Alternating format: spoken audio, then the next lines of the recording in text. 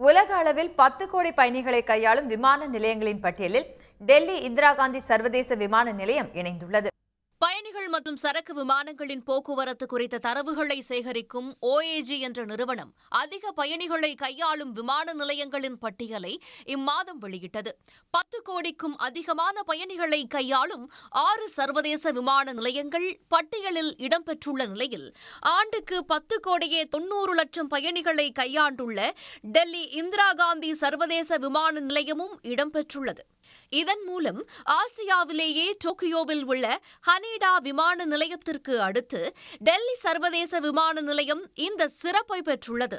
இந்த பட்டியலில் 2024ஆம் ஆண்டு தரவுகளின்படி அட்லாண்டா விமான நிலையம் ஆண்டுக்கு 12 கோடியே 50 லட்சம் பயணிகளை கையாண்டு முதல் இடத்தில் உள்ளது. 12 கோடி பயணிகளை கையாண்டு துபாய் 2வது இடத்திலும், டோக்கியோவின் ஹனேடா விமான நிலையம் 11 கோடி பயணிகளையும், டெல்லி இந்திரா காந்தி சர்வதேச விமான நிலையம் 10 கோடியே 90 லட்சம் பயணிகளையும் கையாண்டுள்ளன. இதற்கு அடுத்தடுத்த இடங்களில் ஹீத்ரோ விமான நிலையமும் டல்லாஸ் விமான நிலையமும் இடம்பெற்றுள்ளன. டெல்லி விமான நிலையத்தில் 2வது முனையம் அமைக்க அரசு திட்டமிட்டுள்ள நிலையில் அது முழுமையாக செயல்பாட்டிற்கு வந்தால் ஆண்டுக்கு 14 கோடி பயணிகளை கையாளும் என்றும் எதிர்பார்க்கப்படுகிறது. உலக அளவிலும் விமான நிலையங்களை விரிவாக்கும் பணிகளை பல்வேறு நாடுகள் முழுவீச்சில் மேற்கொண்டு வருகின்றன.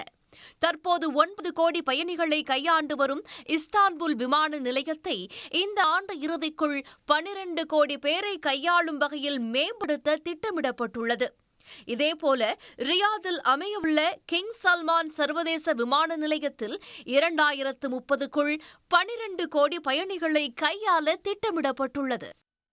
உடனுக்குடன் செய்திகளை தெரிந்து கொள்ள சன் நியூஸ் பெல் ஐகானை கிளிக் பண்ணுங்க.